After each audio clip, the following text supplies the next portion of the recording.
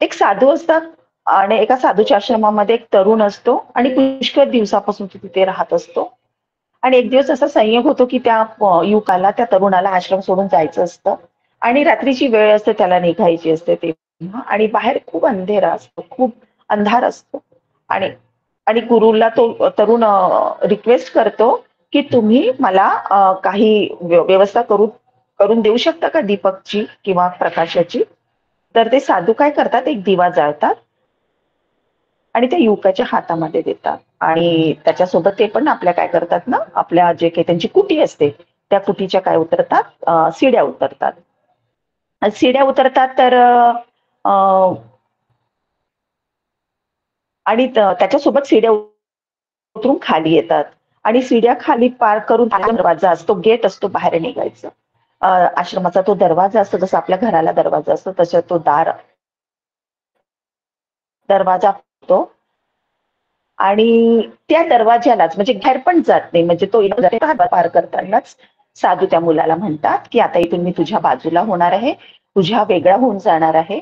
कारण की कारण की या जीवनाच्या रस्त्यावर चालत असताना कोणीही कोणाचा जास्त वेळ साथ देऊ शकत नाही.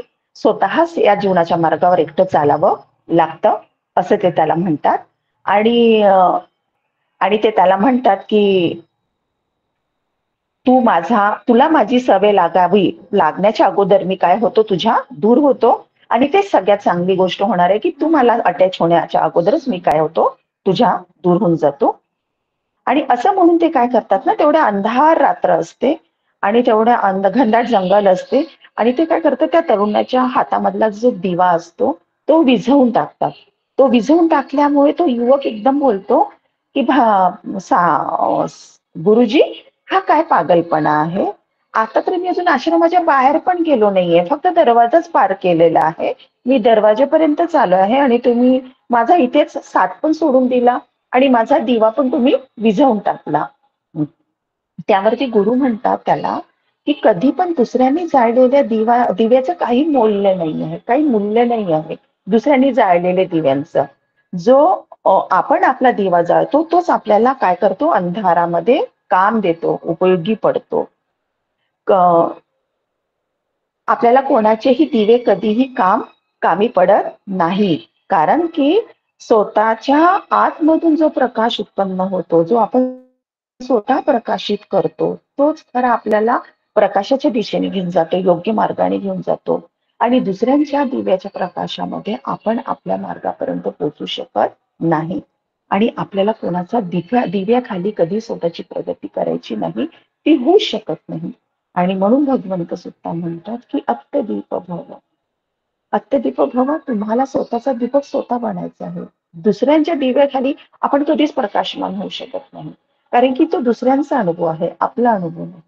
मी जेव्हा भगवंतांच्या स्थळांवरती गेली तेव्हा हे जाणलं की भगवंतांनी सुद्धा ह्या मार्गावर चालत असताना स्वतःचे दीपक स्वतः बनले. स्वतः त्यांनी तो रस्ता शोधून काढला आणि काढल्यानंतर ते आपल्याला सांगतात की मी सांगत आहे त्यालाही खरं म्हणायचं नाहीये तुम्ही, कारण की तो मी शोधलेला रस्ता आहे आणि तो रस्ता फक्त शोधला आहे आणि मी तुम्हाला मार्ग सांगत आहे की अशा अशा मार्गाने जा, असं असं पालन करा, असं असं तुम्ही आपल्या नियम पाळा, नियम घाला, त्याप्रमाणे चला, फक्त मी मार्ग सांगत आहे. परंतु दीपक तुमचा तुम्हाला जाळायचा आहे. कोणाच्याही छत्रछायेखाली आपण आपले दीपक जाळू शकत नाही. आणि ही छोटीशी बोधकथा सांगण्याच्या मागचं हेच अर्थ की भगवंतांचा धम्म फार अफाट आहे. एवढा अफाट आहे की आपल्याला तो समजण्याच्या पलीकडे आहे. आणि जर समजतो म्हटलं आणि या मार्गावर आपण चालतो म्हटलं तर फार सिंपल पण आहे. पण आपण काय करतो ना, इतके डाटा एंटर करतो की आपल्या स्वतःचा दिवा जाळणं विसरतो, स्वतःची अनुभूती घेणं विसरतो आणि नको त्या गोष्टीमध्ये अडकून पडतो. त्याच्यामुळे आपल्या प्रॅक्टिसला पण खूप प्रॉब्लेम्स होतात. आपण काही जे मार्गक्रम करतो ते मार्गक्रमाला जायला सुद्धा प्रॉब्लेम्स येतात. भगवंतांनी खूप सिंपल याच्यामध्ये सांगितलं आहे. काय सांगितलं आहे की तुम्हाला शील पालन करायचं आहे, ध्यान करायचं आहे, भावना करायची आहे, दान करायचं आहे. तुम्हाला ह्या गोष्टी करायच्याच आहेत. कारण आणि ह्या काही करून सोडून द्यायचं नाही आहे. प्रत्येक गोष्टीमध्ये सातत्य असलं पाहिजे. आपण धम्मचक्र प्रवर्तन सूक्तामध्ये भगवंतानी व संपूर्ण मेडिटेशनचं सांगितलं. त्यांनी काय अनुभूती घेतली होती. त्यां चक्कू करणीय, ज्ञान करणीय. ते म्हणतात, की मी माझे स्वतःचे अनुभव घेतले आहेत. प्रत्येक गोष्टीचे अनुभव घेतले आहेत. तर त्यांनी आपल्याला कोणतीही टोकाची भूमिका घ्यायला मनाई केली आहे. कोणत्याही दोन टोकाच्या भूमिका घ्यायच्या नाहीये. ना एकदम ताणायचं आहे, ना एकदम ढील द्यायची आहे. प्रत्येक गोष्ट आपल्याला मध्यम करायची आहे. जेव्हा मी सारनाथला गेले, जेव्हा ते धम्मचक्क प्रवचन सुद्धा ऐकत होते, त्या भूमीमध्ये राहून ऐकत होते. जेव्हा भिक्षू संघ म्हणत होता, तेव्हा तिच्यामध्ये तिच्यामध्ये म्हणतात भगवंत की सम्मा दिठ्ठी, सम्मा दिठ्ठी, सम्मा संकप्पो, सम्मा वाचा, सम्मा कम्मंतो, सम्मा आजीव, सम्मा व्यायाम, सम्मा सती, सम्मा समाधी. किती सिंपल सांगितलं त्यांनी की प्रत्येक गोष्ट आपल्याला सम्मा घ्यायची आहे, मध्यम घ्यायची आहे. अति कोणतीही टोकाची घ्यायची नाही. माझी संवाददिठी आहे. मला जे आहे तसं त्याला बघायचं आहे. त्यावरती रिॲक्ट नाही करायचंय. ते चांगलं आहे, वाईट आहे किंवा त्याचं मोजमाप नाही करायचं आहे, की ते कसं आहे. मला सम्मा संकल्प घ्यायचा आहे. मला संकल्प हे सम्मा घ्यायचा आहे. अति पण मला असे संकल्प नाही घ्यायचे आहे, की त्याचा त्रास मला होईल, माझ्या कुटुंबियांना होईल, माझ्या समाजाला होईल. असे पण संकल्प घ्यायचे नाही. आपल्याला प्रत्येक संकल्प हे संकल्प हे अ, सम्मा घ्यायचे, मध्यम घ्यायचे आहे. नेहमी आपली सम्मा वाचा राहिली पाहिजे. सगळ्यात मोठे कर्म आपले वाचेचे होतात. वाचेने कितीतरी लोकांची मनं तुटून जातात. वाचेने आपले कितीतरी संबंध तुटून जातात. कारण की आपला अहंभाव आपल्याला कळतच नाही, की आपण आपल्या वाचेमुळे कोणाची मनं सुद्धा दुखल्या गेलेली आहे. म्हणून आपले भगवंत म्हणतात, की सम्मा आपली वाचा असली पाहिजे. ज्या वाचेनी, ज्या वाणीनी दुसऱ्यांना आनंदच मिळाला पाहिजे. त्याला ती ऐकताना मधुर वाटली पाहिजे. तुम्हाला समोरच्याचा राग पण आला आहे, तर त्याला ती समजून त्याला 2 मिनिटाला तुम्हाला समजून पण सांगता आली पाहिजे. आपण नाही समजून जर स्वतःवरती कंट्रोल करू शकलो, आपल्याला त्याचा राग आलाय, द्वेष आला आहे, तर त्या क्षणाला आपण चूप राहून जायचं आहे. त्याला समजवायचं नाही आहे. नंतर ती एक वेळ निघून गेल्यावर आपल्यामधला जो संखारा उत्पन्न झाला तो निघून गेल्यावर तीच वाणी आपण पुन्हा मधुरतेने बोलू शकतो. सम्मा वाचा आपल्याला ठेवायची आहे. आणि सम्मा म्हणतो आपले कर्म आपण काय करतो ना पुण्याच्या मागे एवढे धावत आहोत ना कोणी सांगतं हे पुण्य करा तर तुम्हाला स्वर्ग मिळेल, याला दान द्या तर तुम्हाला हे मिळेल, तुम्ही हे पालन करा तर तुम्हाला ते मिळेल. आपण विसरून गेलो आहोत की आपण लॉलीपॉप सारखं त्या पुण्याच्या मागे धावत आहोत. आणि मग जर आपण असं धावत आहोत पुण्याच्या मागे तर ती तृष्णा झाली. पुण्य करण्याची ती तृष्णा झाली. आणि जर जिथे तृष्णा उत्पन्न होते तिथे पुण्य कसं मिळू शकतं? कारण की भगवंतानी कशालाच काही मोह सांगितलाच नाही. ना पुण्याचा मोह सांगितला, ना अपुण्याचा मोह सांगितला. फक्त जे आहे ते करत राहायचं आहे. निसर्ग त्याचा सगळा डाटा ठेवतो. चांगल्याचाही ठेवतो, वाईटाचाही ठेवतो. नाही तर आपण काय करतो ना, हे मला पुण्य भेटलं पाहिजे म्हणून आपण एक टोकाची भूमिका करतो. इतकी टोकाची भूमिका करतो, की डोळ्याला पट्टी लावून आपण काय करत असतो त्या गोष्टीच्या मागे पळत असतो. तर भगवंतानी धम्मचक्र प्रवर्तन सूक्तामध्ये सांगितलं आहे, की तुमचे कर्म सुद्धा तुमचे सम्य असलं पाहिजे. मध्यम असले पाहिजेत. कोणत्याही एका टोकाच्या भूमिकेचे नसले पाहिजे. आपली आजीविका सुद्धा सम्यक असली पाहिजे. ज्या आजीविकेने कुणाचंही नुकसान होणार नाही. कोणाला व्यसन लागणार नाही, कोणाचा जीव जाणार नाही, कोणाची हत्या होणार नाही, कोणाचं नुकसान होणार नाही, कोणाची फसवाफसवी होणार नाही. किंवा माझ्या एखाद्या व्यवसायाने मी त्याला फसवते आहे, कारण मी फसवते मला माहिती आहे, पण समोरच्याला माहित नाही आहे.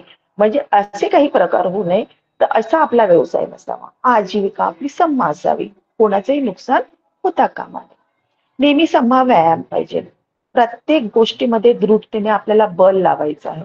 व्यायाम करायचा आहे म्हणजे तो योगा वगैरे तो तर वेगळा व्यायाम झाला आपल्या शारीरिकसाठी. परंतु सम्मा आपण जेव्हा साधनेला बसतो, जेव्हा आपण साधनेमध्ये डिस्टर्ब होतो किंवा शील पालन करतो, ह्या प्रत्येक गोष्टीमध्ये आपल्याला काय करायचं आहे? आपल्याला व्यायाम करायचा म्हणजे आपल्याला बल वाढवायचं आहे. आपली नेहमी सम्मा सती. आपण जेव्हाही कोणतंही वर्क करत असतो, त्याप्रती आपण आपली सती वाढवायची आहे. आणि आपली समाधी सुद्धा सम्यक असली पाहिजे, मध्यम असली पाहिजे. एकदम एका टोकाची भूमिका की मी 10-10 तास बसते आणि मला का दिवे लागत नाही आणि मला काय प्राप्त होत नाही, का का बरं प्राप्त होत नाही, मी तर एवढी साधना करते पण का बरं मला काहीच मिळत नाहीये, मला त्याची अनुभूती का होत नाही. तर ही एक टोकाची भूमिका झाली. आपल्याला हे लक्ष ठेवायचं आहे की आपल्याला फक्त सातत्याने जेवढं होत आहे करत राहायचं आहे. त्याला स्टॉप नाही करायचं आहे. स्टॉप केलं की पुन्हा आपल्याला त्याच्यामध्ये आपण कचरा जमा करणार, पुन्हा तो कचरा साफ करायला तेवढाच वेळ लागणार. आपल्याला सातत्य ठेवायचं आहे, करत राहायचं आहे आणि जे आपण करत आहोत, जे काही चांगलं करत आहोत, त्याचे एक दिवस त्याचे परिणाम आपल्याला हा निसर्ग देणार आहे. ते कधीही देव, ते देणार आहे. पण मी आता करत आहे आणि आताच मला त्याचे रिझल्ट भेटत नाहीये किंवा रिझल्ट का भेटत नाही, या एका टोकाच्या भूमिकेमध्ये आपल्याला समाधीमध्ये जायचं नाहीये. भगवंतांनी सिंपल सांगितलंय की हा जो श्वास येतो आणि जातो, हा कायमचा येतो आणि जातो. जेव्हापासून आपण आईच्या पोटामध्ये गर्भामध्ये प्रवेश केला, तिथून जो श्वास आपण जो आपण आईच्या गर्भाच्या बाहेर आलो, जो श्वास सुरू झाला तर मरेपर्यंत तो श्वास आपला आहे. तिथून जो श्वास आपला आहे तर कंटिन्यू तो आपल्या सोबत आहे. तर त्याला फक्त येताना जाताना आपल्याला प्रत्येक क्षण जाणायचं. जेव्हा आपण एखाद्या कामामध्ये व्यस्त असतो, जिथे शक्य नाही आपल्या श्वासाप्रती आपल्याला सजग राहणं, सहज राहणं, तर तेव्हा जसं आपण जेवण करत आहोत, अंघोळ करत आहोत, ऑफिशियल काम करत आहोत, आपल्या कामावर आहोत, तेव्हा जे वर्क करत आहोत त्याप्रती आपल्याला एकाग्र राहायचं आहे. तेव्हा आपली एकाग्रता वाढवायची आहे. नाही तर हा श्वास आहे ना आपल्यासोबत आणि हा श्वासच आपल्याला आपल्या रिझल्ट पर्यंत घेऊन जाणार आहे. तो कधी घेऊन जाणार आहे हे कोणीही मोजमाप करू शकत नाही. भगवंत सुद्धा करू शकले नाही. भगवंतांना सुद्धा किती कल्पनोकल्पी आपल्या पारम्या पूर्ण कराव्या लागल्या. आपले पुण्य वाढवावे लागले. तर प्रत्येक व्यक्तीला एक सीमा आहे. आणि म्हणून धम्मचक्र प्रवर्तन सूक्तामध्ये सांगितलं आहे की प्रत्येक गोष्ट सम्मा करायची आहे. भगवंतांच्या प्रत्येक सुत्तपटनामध्ये आपल्या मेडिटेशनच्या प्रश्नाची उत्तरं आहेत. आणि आणि सिंपल आहे की सातत्याने करत राहायचं आहे. कोणत्याही टोकाची भूमिका घ्यायची नाही. कोणालाही त्रास होईल असं बोलायचं नाही. कोणालाही आपल्यामुळे त्रास होईल असं आपण वागायचं नाही. काया वाचा मनाने आपलं कार्य नेहमी चांगलं असलं पाहिजे. जेणेकरून आपल्याला आपल्याला त्या गोष्टीचा आनंद आला पाहिजे की अरे मी जे केलं ते पुण्याचं कार्य केलं. आज आम्ही प्रथम सारनाथला उतरलो. सारनाथला धम्मचक्र प्रवर्तन सूक्त सुद्धा आमच्या प्रत्येक ठिकाणी 2-2 स्टॉप होते. धम्मचक्र प्रवर्तन सूक्त ऐकलं. चक्र प्रवर्तन सूक्त ऐकल्यावर एकदम क्लिक झालं की अरे भगवंतांनी किती सुंदर सांगितलं. हे तर मी रोज घरी पण ऐकते. परंतु जे डीप मध्ये जाऊन आपण प्रॅक्टिस त्यावरती करतो तर रिअल सांगितलं भगवंतांनी. तर प्रत्येक गोष्ट सम्मा करायची आहे ना मला. आणि हा श्वास जो माझ्यासोबत येतो आहे, जातो आहे, तो कायमचा माझ्यासोबत आहे. मग मी त्यालाच बघायचं आहे.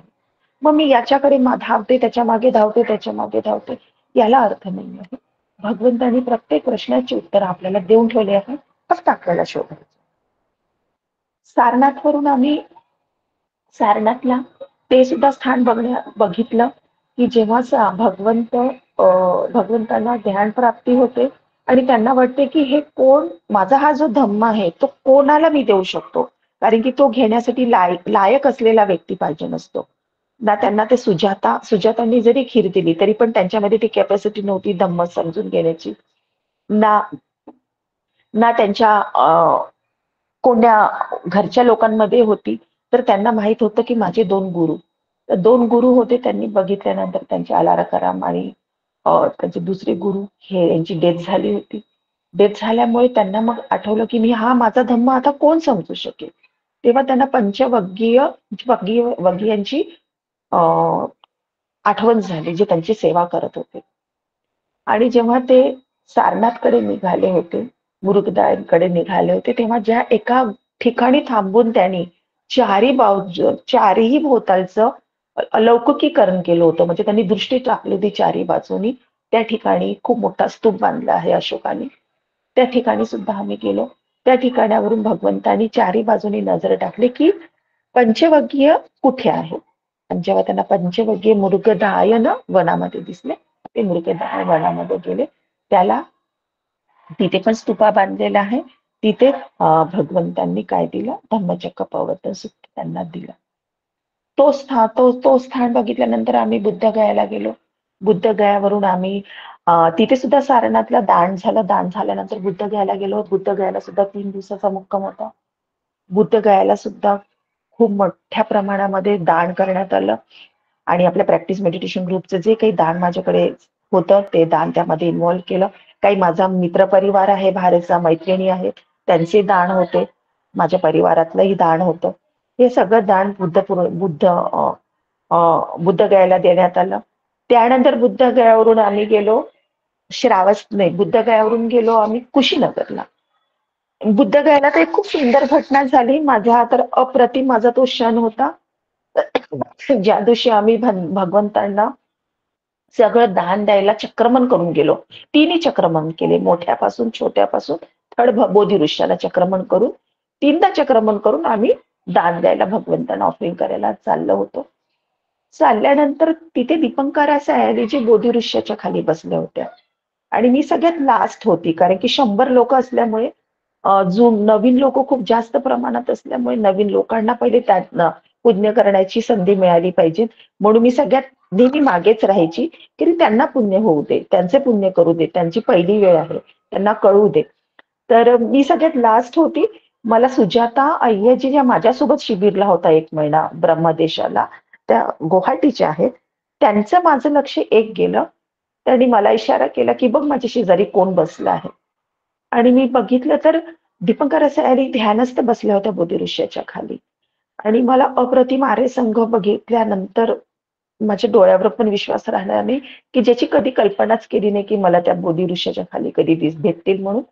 त्यांना वंदन केलं कारण की त्या दिवशी आम्ही काही दानाचं आम्हाला काहीच घेण्यासाठी नव्हतं सांगितलं. रिकाम्या हाताने आम्ही होतो तेव्हा. त्यांना मग मी वंदन केलं. त्यांनी ओळखलं की इंडियन योगी, तिकडे योगी साधकांना योगी म्हणतात. तर त्यांनी म्हटलं इंग्लिशमध्ये की इंडियन योगी आणि सुजाता अय्यरजींसोबत त्यांनी बोलणं केलं. माझी एक नवीन मैत्रीण कल्याणची तिथे झाली मला. तिचं नाव मंगला गाडे म्हणून होतं आणि आहे आणि तिलाच मी म्हटलं की ती माझ्या मागे असल्यामुळे ती पहिल्यांदा होती. तिला म्हटलं तो आर्य संघ आहे, तू त्यांच्या पायाला त्यांना त्रिवार वंदन करशील तरी असीम पुण्य आहे तुझं. फक्त तिलाच तेवढ्या 100 लोकांमधून ते पुण्य अर्जित करता आलं. माझा एवढा फ्रेंड सर्कल होता तिच्यामध्ये. त्यांना सांगितल्यानंतर त्यांना दीपंकरा सयाजीजी दिसल्याच नाही. त्या 2 दिवस बोधिवृक्षाच्या इथे होत्या. दोन्ही दिवस त्यांना दिसल्या नाही कारण का दुसऱ्या दिवशीची त्यांची नेपाळची फ्लाईट होती. काठमांडूला त्यांचा वन डे शिबिर होतं. त्या निघून गेल्या. तर त्यांचं दर्शन झाल्यानंतर मला असं वाटलं की भूमीवरती भगवंतांनी त्यांच्यासोबतच आर्य संघाची सुद्धा एकदम अचानकपणे माझी भेट करून दिली. तिथून आम्ही निघालो मग कुशीनगरला. कुशीनगरला जे गुरु माझे भेटले होते त्या गुरूंना मला खूप भेटायची इच्छा होती. माझं चिवर मला चिवर जे दिलं होतं ज्या गुरूंच्या सानिध्यामध्ये दिलं होतं, ज्या गुरूंच्या मार्गदर्शनाखाली मला चिवर मिळालं होतं, असे ज्ञान आम्ही त्यांना गुरुजीच म्हणतो. मला त्यांचं नाव येत नाही. ज्ञान काहीतरी नाव आहे त्यांचं, मला नाव येत नाही, पण ते पूर्ण संघाचे मेन आहे. ऑल इंडियाच्या संघाचे मेन आहे. त्यांचं जेही काही सर्टिफिकेट आपण शिबिर घेतल्यानंतर येतं, ते जेव्हा आपण कुठे दाखवतो तेव्हा संघामध्ये सहजपणे काय मिळतं, आपल्याला प्रवेश मिळतो. तर माझ्या गुरूंची मला भेट झाली. माझ्या मनात खूप होतं, की मला जेव्हा चिवर दिलं होतं 8 वर्षापूर्वी, त्यानंतर मी कधी गुरूंची भेट केलीच नाही आणि एकदा गुरुला कृतज्ञता म्हणून भेटायला पाहिजे.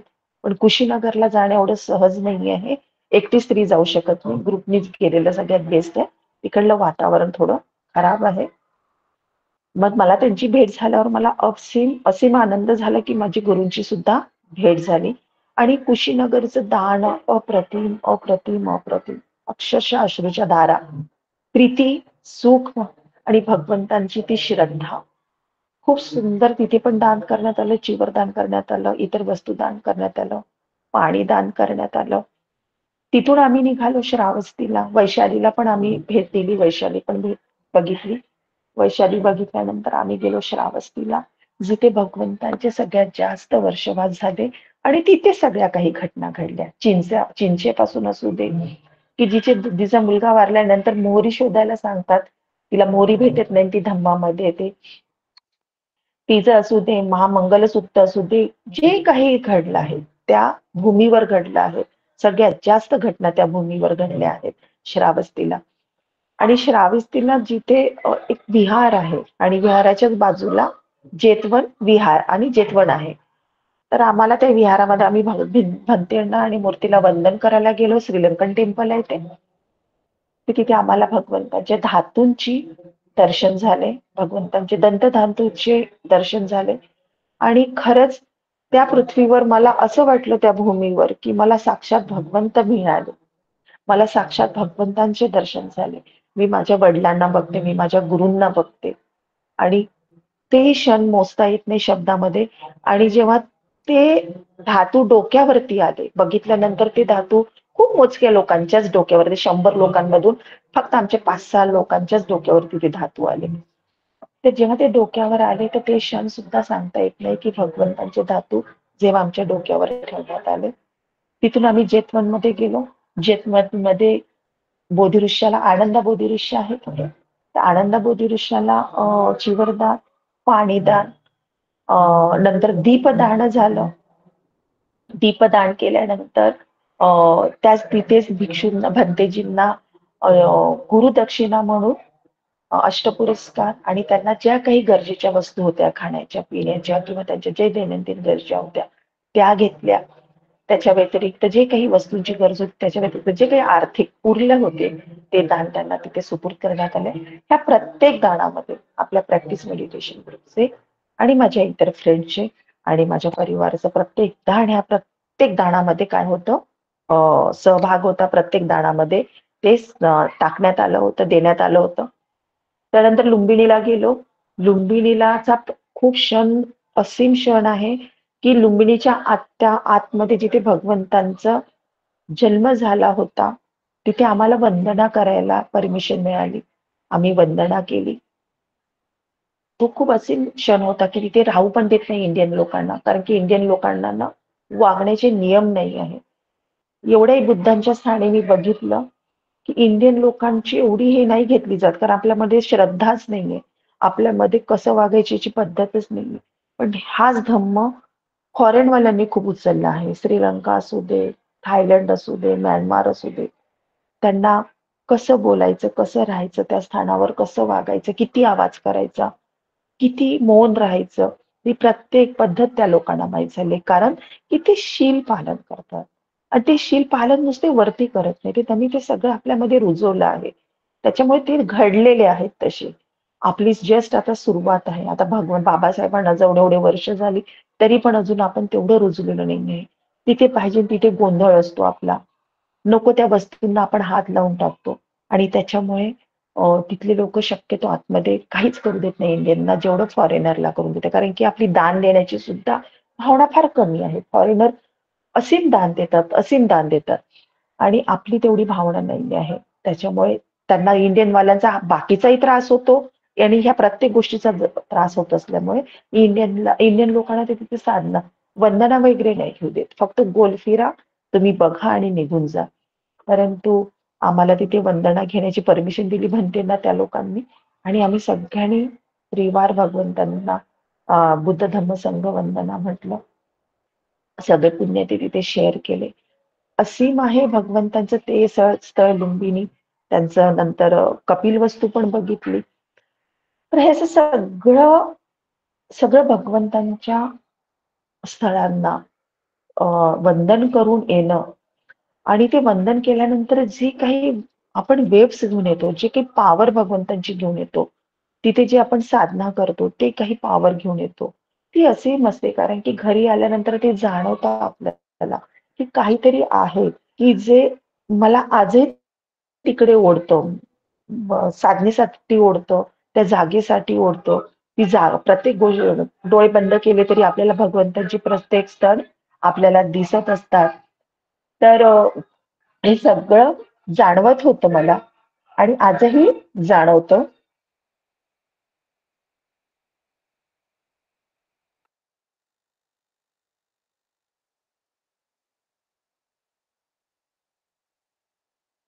आजही जाणवतं ते. मी एवढं सगळ्यांना म्हणेन, की भगवंतांच्या स्थळाला सगळ्यांनी जाण्याचा प्रयत्न करत जा. वर्षातून एकदा का होत नाही. फॉरेनर लोक लाखो करोडो रुपये खर्च करून तिथे येतात. त्यांची फ्लाईटची तिकीट, त्यांचा खर्च, इतके सजावटीचं भगवंतांना दान घेऊन येतात. इतकं सुंदर भगवंताचे प्रत्येक स्थळ ते सजवतात.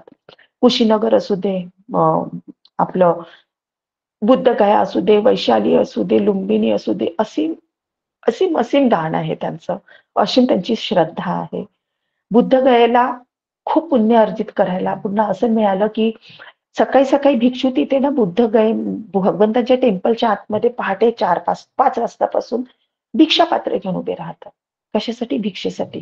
की कोणी येऊन त्यांच्या भिक्षापात्रामध्ये दान टाकेल. आतमध्ये पण असतात आणि बाहेर पण असतात. मला माटे सरांनी पर्सनलीच फोन करून सांगितला होता, की कल्पना मॅम तुम्ही जात आहात तर एक काम कराल, चिवर घ्याल तिथे तुम्ही आणि भिक्षू तिथे जेव्हा फॉरेनचे भिक्षू, नो इंडियन, फॉरेनचे भिक्षू तिथे जे बसतात, ते जेव्हा साधनेतून उठतील, तेव्हा तुम्ही त्यांना ते चिवर ऑफरिंग करा. आज मी तुम्हाला सगळ्यांना ग्रुपमध्ये सांगत आहे, कधी तुमचं तिथे जाणं झालं तर हे नक्की पुण्य तुम्ही सगळ्यांनी अर्जित करावं. मला नाही करता आलं, कारण मी ग्रुपमध्ये गेली होती. ग्रुपमध्ये बंधन असतात आणि त्यांच्या विण्याच्या पलीकडे आपण जाऊ शकत नाही, त्यांच्या नियमाच्या पलीकडे जाऊ शकत नाही आणि आपण सहजतेने एकटं काही खरेदी करू शकत नाही. त्यामुळे मला हे नाही करता आलं. पण जेवढंही करता आलं, त्या नियमाला डावलून ते करण्याचा पूर्ण प्रयत्न केला. तर त्यांनी मला खूप सुंदर संदेश दिला होता, की हे पुण्य तुम्हाला अर्जित करायचंच आहे मॅम, पण माझ्याकडनं नाही होऊ शकलं. परंतु जेही भिक्षाटनाला भिक्षू होते, भिक्षुणी होत्या, त्यांना आसनदान, त्यांना आम्ही लाडू घेतले, मेथीचे लाडू, ड्रायफ्रूटचे लाडू घेतले. ते दान मॉर्निंगला केलं, पाणी दान केलं. याच्या व्यतिरिक्त जे काही आम्हाला तिथे दान करता आलं, ते दान केलं. ग्रुपच्या व्यतिरिक्त सुद्धा जेही एकट्यामध्ये दान करता आलं, ते दान केलं. बसमधल्या लोकांना पाण्याचे खूप प्रॉब्लेम्स असतात. कारण की नवीन लोकं असतात त्यांना कळत नाही पाण्याच्या बॉटल्स आपल्या जवळ ठेवाव्या लागतात. तिकडलं पाणी चांगलं नाही आहे. त्यामुळे आपण आपलंच पाणी विकत घेऊन प्यावं लागतं. पण त्यांना तेवढी समज नव्हती. त्यामुळे पाण्याचे खूप प्रॉब्लेम्स होते. तर दोन्ही बसमध्ये पहिले आमच्याच बसमध्ये आम्ही भरपूर पाण्याचं दान केलं. त्यानंतर सेकंड बसला सुद्धा आम्ही पाण्याचं दान केलं. या दानामध्ये पण आपण सगळे सहभागी आहात. जे करता आलं ते दान करण्याचा प्रयत्न केला. ते करू प्रयत्न नाही केला, 100% केलेच. कारण की हे क्षण मग पुन्हा परत मिळत नाही. साधना केली कारण की जे भगवंतांचे स्थान आहे, तिथे 10 मिनिटं सुद्धा डोळे मिटवायला भेटलं, एकाग्र श्वासासोबत राहायला भेटतं, ते असीम पुण्य आहे. कारण की हेच पुढे घेऊन जायचं आहे. हा आर्य संघ, हे गुरुजन, हे सगळे संतगण पुढे सुद्धा आपल्या सोबतच राहणार आहे. निब्बाणापर्यंत सोबत राहणार आहे. हे पुण्य आपल्या सोबत राहणार आहे. त्यामुळे जिथे-जिथे भगवंतांच्या स्थानाला जायला मिळालं, तिथे-तिथे नक्की साधना करावी. कारण की मी ज्यांच्या कॉन्टॅक्टमध्ये राहतात त्यांनी मला हेच सांगितलं, "कल्पना काही करायचं नाही. तुला जिथे वेळ मिळेल तिथे 10 मिनिटं डोळे बंद करून बस तू. त्या भूमीवर बस. भगवंतांच्या सानिध्यात बस आणि तुला तेच करायचं आहे. दान करता येईल तेवढं दान कर. साधना करता येईल तेवढी साधना. 5 मिनिटं का भेटत नाही, पण आपल्या श्वासाला एकाग्र व्हायचं." तोच प्रयत्न केला. जेतवणमध्ये पण, बुद्धगयेला पण, कुशीनगरला पण. कुशीनगरचं दान खूप अप्रतिम, अप्रतिम, अप्रतिम. अक्षरशः खूप डोळे भरून आले त्यावेळेस भगवंतांना चिवरदान करत असताना. बुद्धगयाला खूप खूप गर्दी असल्यामुळे चिवरदान करत असताना मला आतमध्ये नाही जाता आलं कारण मी पाठीमागे असल्यामुळे. पण माझं मी पर्सनली दान केलं जेव्हा चिवर, तेव्हा खूप छान प्रकारे ते भगवंतांना ऑफरिंग आलं. कारण ते दान मी बर्मा देशावरून ते चिवर आणलं होतं भगवंतासाठी आणि ती माझी आवर्जून इच्छा होती, की हेच चिवर मला भगवंतांना माझ्या फॅमिलीतर्फे ऑफरिंग द्यायची आहे दानाची. ते करण्यात आलं. हे सगळं करत असताना सगळं केलं आहे. आपण जेव्हा ग्रुपमध्ये जातो, तेव्हा खूप काही अनुभवाची शिदोरी घेऊन येतो आणि अनुभवाची कशी असतात चांगली आणि वाईट. दोन्ही अनुभवाची काय असते? शिदोरी असते. आपण ठरवायचं आहे, की मला याच्यातून काय घ्यायचं आहे? चांगलं घ्यायचंय की वाईट घ्यायचंय? मला एक माझी मैत्रीण मिळाली मंगल गाडे. तिच्याकडनं मी खूप चांगलं काही एक शिकून आली. खूप लोकं असतात. आपण जर ऑब्झर्वेशन आपलं खूप चांगलं असलं ना, आपलं नेहमी ऑब्झर्वेशन प्रज्ञा जागृत असली पाहिजे. समोरची व्यक्ती काय करत आहे? आपण किती सावध होतो? आपल्याला किती पुढे जायचं आहे? आपल्याला किती वाहून घ्यायचं आहे? आणि सती हे जर आपले खूप विकसित असेल ना, तर आपण पटकन दुसऱ्यांकडनं शिकण्याचा प्रयत्न करतो एक गोष्ट आपल्याला रॉंग दिसली तर आपण पुन्हा दुसऱ्यांदा त्या वाटेला जातो की रॉंग ही रॉंग असते गोष्ट. तर हे खूप काही ग्रुपमध्ये शिकायला मिळतं. तर मला मंगलगाडी एक लेडी मिळाली आहे, खूप छान आहे. वयाने जरी थोडी मोठी होती तरी पण तिच्याकडनं मी खूप भरपूर शिकली. तिचा पहिला टूर होता आणि पहिला टूर असून सुद्धा तिची मी एक स्वभाव बघितला की ती तिची जी काही वस्तू राहायची, तिला कोणी काही मागू दे, तिला काही त्रास होऊ दे, पण ती अशी सगळं काही सहजतेने देऊन देणार. सहजतेने ती सगळं काही देऊन देणार. कधी मग मला तिला बोलावं लागलं, की "मंगल, हे एवढं तू देतीये, खूप सुंदर स्वभाव आहे. दुसऱ्यांना असं सहजतेने देणं काही इतकं सहज नाहीये. तुझा खूप छान स्वभाव आहे, याला डेव्हलप कर. परंतु तू दुसऱ्यांना देताना मध्यममध्ये राहा.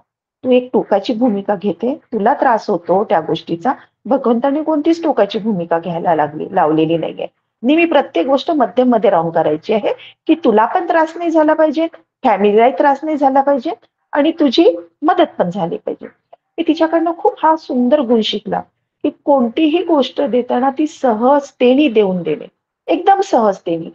ही माझी आहे, ती परकी आहे, ती किंवा तो माझा आहे म्हणून द्यायची आहे, ती माझी मैत्रीण आहे म्हणून द्यायची आहे, दुसरी माझी कोणी नाहीये किंवा ती माझ्यासोबत रूडली बोलली, ती माझी कोणी अप्रिय आहे म्हणून द्यायची नाही, असं तिच्यामध्ये काही नव्हतं.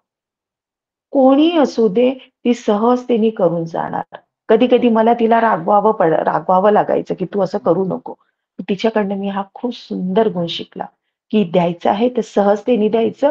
ना ती माझी प्रिय आहे किंवा माझी अप्रिय आहे, मला त्याचा काही फरक पडत नाही. तो मनुष्य आहे, तो जीव आहे आणि तिला त्याची गरज आहे. आणि त्याला मला माझी आणि तुझी हे काही कॉम्प्रोमाईज न करता सहजतेने त्याला देऊन टाकायचं आहे. तिच्यामधून मी हे खूप सुंदर गुण शिकली आणि तिथे सगळ्यांच्या समोर मी ते कबूल पण केलं तिथे जेव्हा आम्हाला बोलायला सांगितलं तेव्हा, की मी माझ्या एका मैत्रिणीकडनं हा खूप सुंदर गुण घेऊन चालली. हा असा सहजतेने विकसित होत नाही. आपण जर स्वतःकडे खूप बघितलं ना, आपल्यामध्ये पण खूप स्वार्थी भावना आहे. आपण ना आपल्या जवळच्या लोकांना पटकन मदत करतो आणि जो परका असतो त्याला इतकं पटकन आपण मदत करत नाही आणि जो जो तर आपल्या आवडीचाच नाहीये, नावडीचा आहे, तर त्याला आपण मदत करायचा विचारही करत नाही. इतकं सहजतेने करणं, तर त्याला सुद्धा खूप बल लागतं. खूप स्वच्छ हृदय लागतं, खूप मन स्वच्छ लागतं.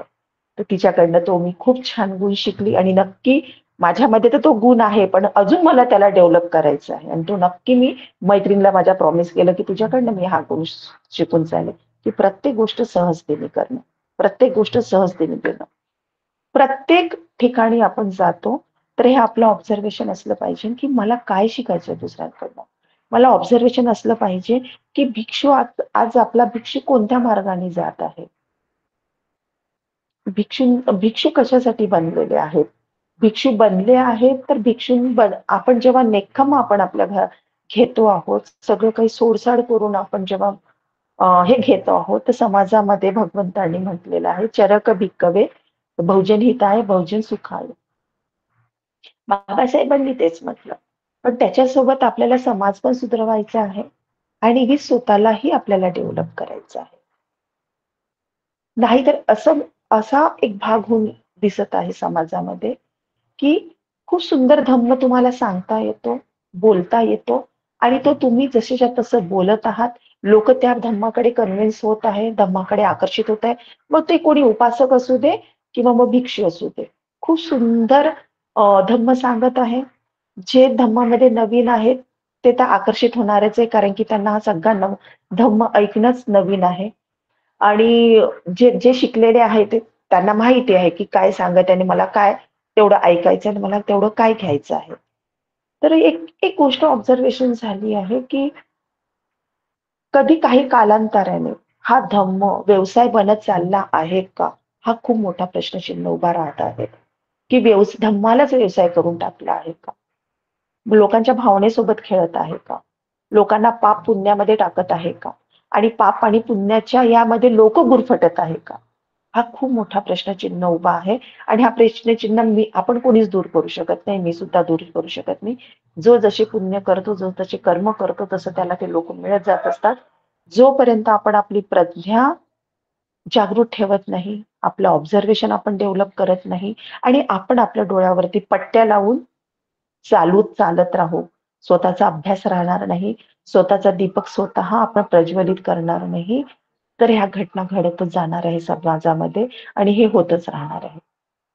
आणि कधी वाटतं, की आत्ता कुठे बुद्ध शासन आलं आहे. 2,500 वर्ष, 2,600 वर्ष झाले आहे बुद्ध शासनाला. जे काही राहिलेलं आहे, या बुद्ध शासनामध्येच निब्बाणा प्राप्त हो. या कारण की मैत्रीय बुद्ध येईपर्यंतची कंडिशन खूप खराब होणार आहे आणि ते जीवन नको. तर हे आपल्याला या बुद्ध शासनामध्येच काय करायचं आहे, निब्बाण प्राप्त करण्याचा प्रयत्न करायचा आहे. परंतु जेव्हा हे सगळ्या घटना बघितल्यानंतर कधी-कधी आश्चर्य वाटतं, की टूर्स अँड ट्रॅव्हल्स धम्माच्या नावाखाली शेवटी पैसे कमवण्याचा एक जरिया झाला आहे का?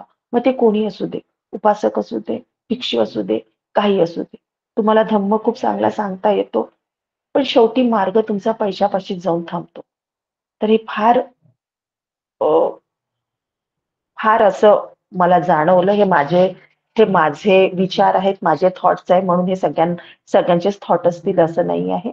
मी माझे विचार फक्त मांडत आहे. फक्त या निसर्गाला एकच आव्हान आहे, की हे चिरकाळ टिकू दे बुद्ध शासन. चिरकाळ टिकू दे बुद्धांचा धम्म. चिरकाळ टिकू दे बुद्धांचा संघ. कारण ज्याला धम्म मिळाला, ज्याचं अज्ञान दूर झालं, ज्याला धम्माचा प्रकाश मिळाला, त्याला जगण्याचा मार्ग मिळतो. त्याचं जीवनच बदलून जातं सगळं. आणि इतका सुंदर आहे हा धम्म. आणि जर एखाद्या वेळेस जर कोणा मनुष्य या मार्गावर चालत असताना एखाद्याचं मन जर तुटून गेलं, चाहे कोणा उपासकाकडनं तुटू दे, कोणा एखाद्या भिक्षूंकडनं तुटू दे, तर तो मनुष्य धम्माच्या मार्गावरून मागे येतो. पुढे जायच्या ऐवजी तो मागे येतो. त्याला असं वाटतं, की अरे अ, हा सगळा बाजारच तर मांडलेला आहे ना, तर काय अर्थ आहे या गोष्टीमध्ये? कुठेच ते विश्वास दिसत नाही. असं सांगितलं आहे का बुद्धाने? पण बुद्धाने असं काहीच सांगितलं नाही. बुद्धाने सांगितलं तुम्ही माझी पूजा केली तरी चालेल. तुमच्याच मध्ये बुद्ध आहे, तुमच्यामध्येच बोधी आहे. त्याला जागृत करा. स्वतःचा दीपक जागृत करा. स्वतःचे स्वतः जागृत करा. व्हा. तुमचा हा श्वास आहे तो आहे. तुम्ही तुम्ही साधनेचा संकल्प करा. मला सकाळ, संध्याकाळ, दुपार जेव्हाही वेळ भेटते मी साधना करणार. जेव्हाही मी निवांत असते माझ्या श्वासाकडे मी बघत राहणार. येणारा श्वास, जाणारा श्वास. दुनियामध्ये काय चालू आहे मला लेणं-देणं नाही. माझा श्वास माझ्यासोबत आहे ना. माझा हा येणारा जाणाऱ्या श्वासाप्रती मी एकाग्र. जिथे मला एकाग्र राहता येत नाही, जे वर्क मी करत आहे, त्या वर्क प्रती मी एकाग्रता, जागरूकता. मला प्रत्येक कार्य करायचे आहे, ते प्रत्येक कार्य मला सम्यक मध्यम मार्गामध्ये राहून करायचं आहे, सम्यक करायचं आहे. कोणती पण अतिची भूमिका घ्यायची नाही आहे. मला माझी शील सोडायची नाही आहे. मला माझी शील तोडायची नाही आहे. साधना सोडायची नाही आहे. ध्या अ, भावना करायची आहे, दान करायचं आहे. दान म्हणजे काय? खूप काही पैसा देणे म्हणजे काही दान नाही आहे.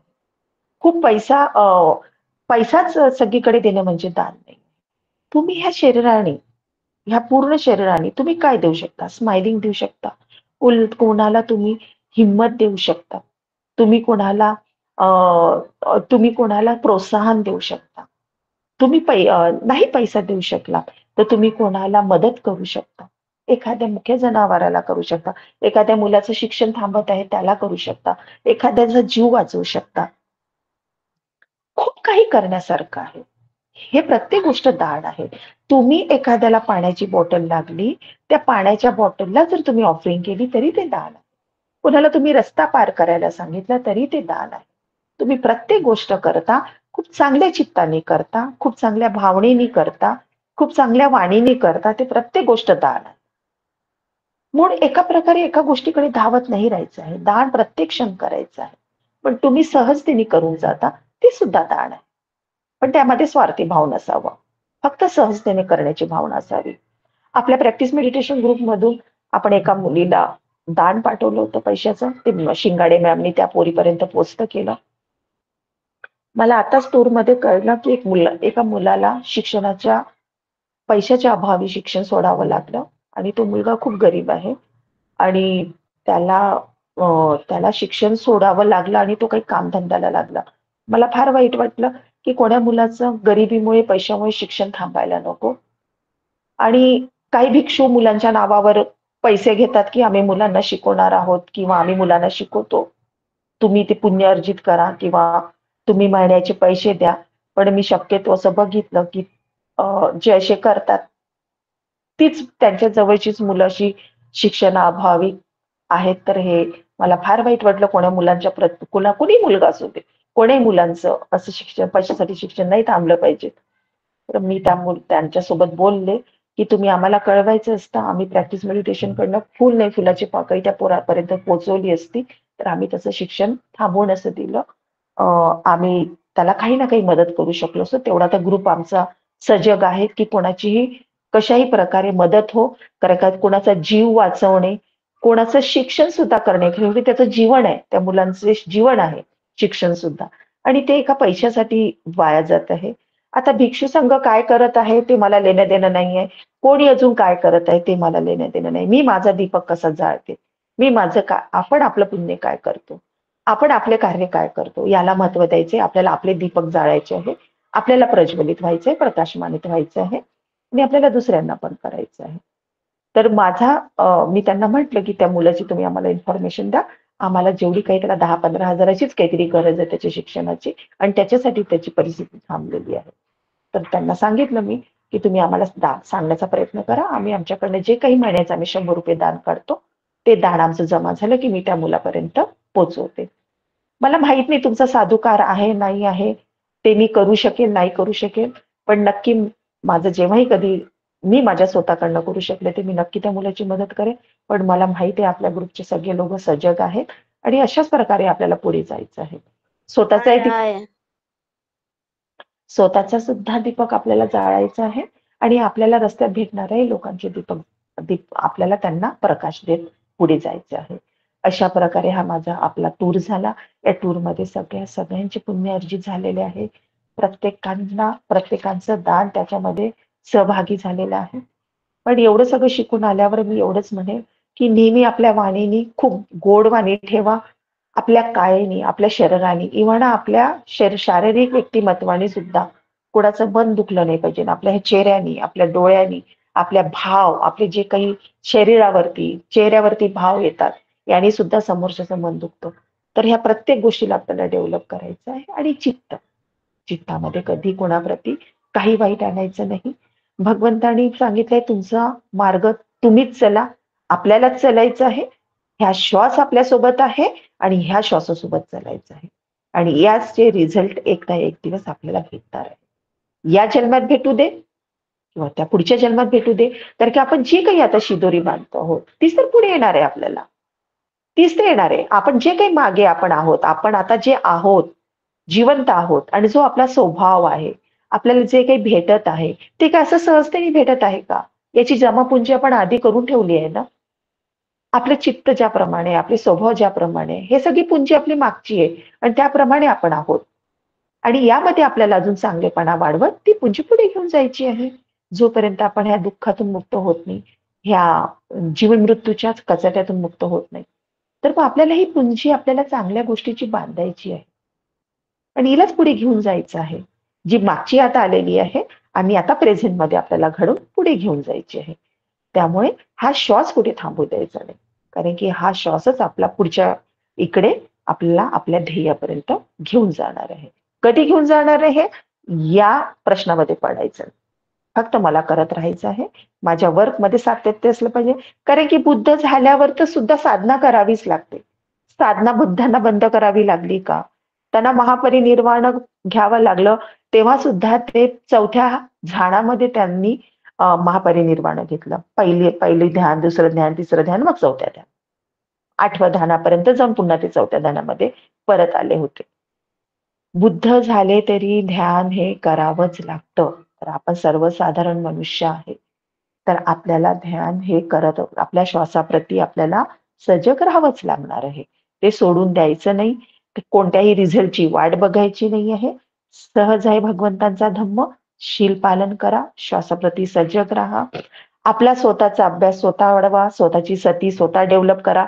स्वतःची प्रज्ञा स्वतः डेव्हलप करा. स्वतःचा अभ्यास करा. स्वतःचं ऑब्झर्वेशन ठेवा. कोणतं वाईट आहे, कोणतं चांगलं आहे, कोणती फसवणूक आहे, हे ऑब्झर्वेशन वाढवा. आणि सहजतेने या मार्गावर चला. आपले दीपक आपण स्वतः बना. ही छोटीशी धम्मदेसना, ही छोटीशी धम्मचर्चा मी इथेच समाप्त करते. तत्पूर्वी जे पुण्य अर्जित केले, ह्या 17 दिवसाच्या भगवंतांच्या प्रत्येक स्थानाला जाऊन जे पुण्य अर्जित केले, हे पुण्य आपण सर्व जीवांमध्ये, सर्वांमध्ये आपण हे शेअरिंग करूया. तत्पूर्वी मी त्यांच्यासाठी प्रार्थना करते, की जे आम्ही दीपक लावले होते, जे श्रावस्तीमध्ये आम्ही दीपक लावले होते, आम्ही सारनाथमध्ये दीपक लावले होते, दिवे लावले होते. तर ते दिवे लावताना सगळ्यांसाठी तर होत्याच सगळ्या भावना, सगळ्यांसाठी ते दिवे लावलेच होते. परंतु ते दीपक लावताना माझ्या चित्तामध्ये ही भावना आली, की जे अज्ञानी आहेत,